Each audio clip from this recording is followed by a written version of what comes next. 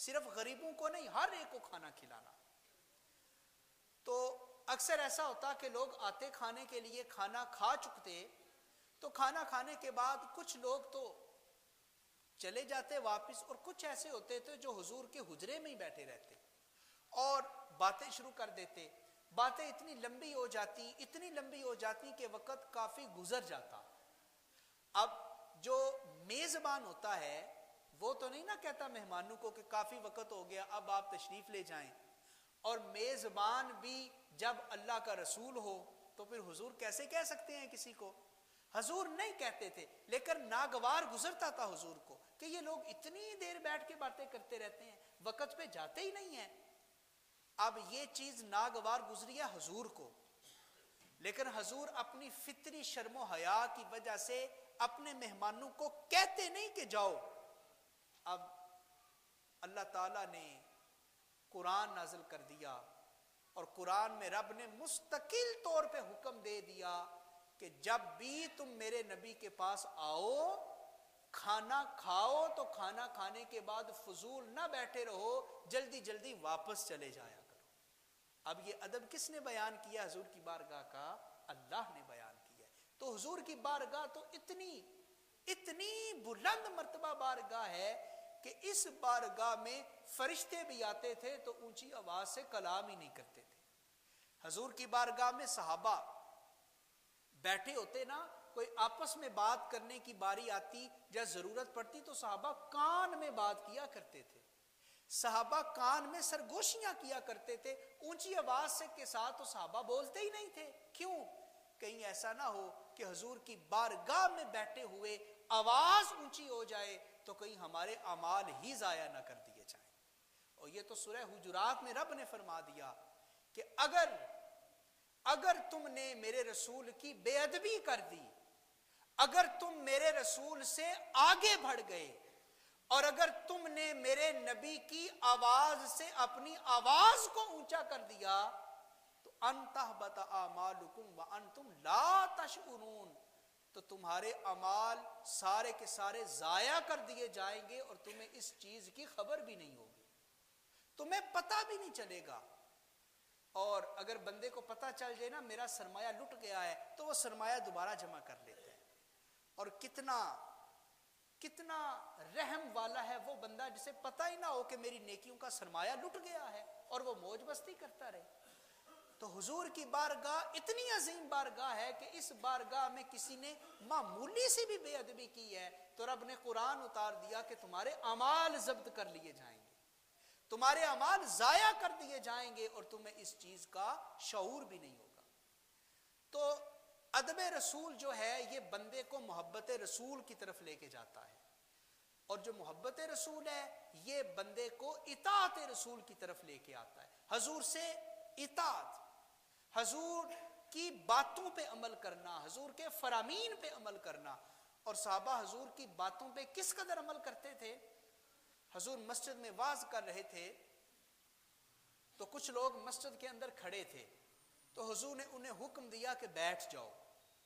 حضور نے انہیں کیا حکم دیا کہ بیٹھ جاؤ، تو وہ بیٹھ گئے۔ اب حضور کے ایک صحابی ہیں حضرت عبداللہ بن رواحہ رضی اللہ تعالی عنہ، آپ مسجد میں داخل ہو رہے تھے، حالت یہ تھی کہ ایک پاؤں مسجد کے اندر تھا اور دوسرا پاؤں ابھی مسجد کے باہر تھا۔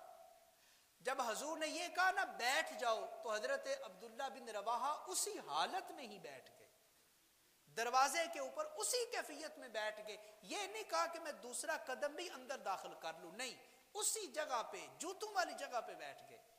تو کسی نے کہا کہ اے ابن رواحہ حضور نے تمہیں تو حکم نہیں دیا نا، وہ جو مسجد کے اندر لوگ کھڑے تھے حضور نے انہیں حکم دیا۔ تو حضرت عبداللہ بن رواحہ کہتے ہیں میں یہ نہیں جانتا کہ حضور نے حکم کس نے دیا، لیکن جب حضور نے کہا نا بیٹھ جاؤ تو حضور کے بیٹھ جانے کی آواز میں نے بھی اپنے کانوں سے سنی تھی۔ تو یہ کیسے ہو سکتا ہے کہ حضور کی آواز میرے کانوں میں آئے کہ بیٹھ جاؤ، میں کھڑا رہوں؟ اگر میں کھڑا رہتا تو یہ حضور کی بے ادبی ہو جاتی، یہ حضور کی گستاخی ہو جاتی، اور میں حضور کی بے ادبی نہیں کر سکتا۔ ایک اور صحابی ہیں حضور کے حضرت حذیفہ رضی اللہ تعالی عنہ، آپ ایران گئے، مسلمانوں کا ایک ڈیلیگیشن، ایک وفد لے کر، تو ایران میں پارسی لوگ تھے، آگ کی پوجا کرنے والے، تو بات چیت ہوئی، جس مقصد کے لیے گئے تھے وہ معاہدہ طے پایا، تو بعد میں کھانا لگایا گیا، دسترخوان کے ایک طرف وہ لوگ بیٹھ گئے پارسی، اور دوسری طرف جو تھے وہ حضرت حذیفہ جو مدینہ شریف سے گئے تھے چند مسلمانوں کو لے کر، وہ بیٹھ گئے، کھانا شروع ہو گیا۔ تو کھانا کھاتے ہوئے اچانک حضرت حذیفہ جو اس وفد کے سربراہ تھے، کھانا کھاتے ہوئے ان کے ہاتھوں سے ایک لقمہ نیچے گرتا ہے، آپ نیچے جھکتے ہیں، اس لقمے کو اٹھاتے ہیں، تھوڑی بہت جو مٹی وغیرہ لگی تھی اسے صاف کرتے ہیں، بسم اللہ پڑھتے ہیں، اور اس لقمے کو اپنے پیٹ کے اندر لے جاتے ہیں۔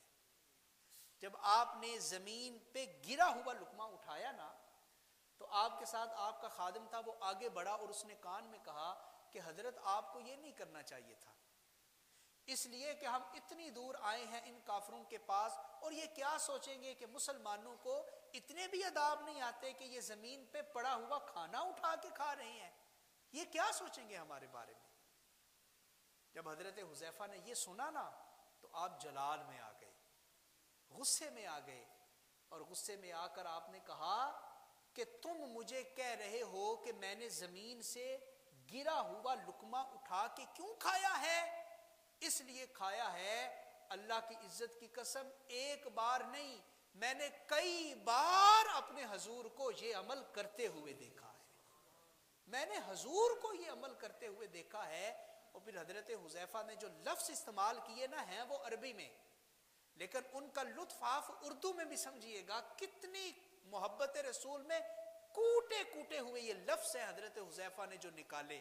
آپ نے کہا اَأَتْرُكُ سُنَّتَ حَبِيبِي لِهَٰذِهِ الْحُمَقَىٰ، اے خادم تم کہہ رہے ہو کہ زمین سے گرا ہوا لقمہ میں نے کیوں اٹھایا ہے؟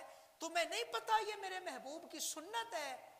کیا ان بے وقوفوں کے لیے میں اپنے نبی کی سنت ہی چھوڑ دوں؟ ان بے وقوفوں کے لیے اپنے نبی کی سنت چھوڑ دوں؟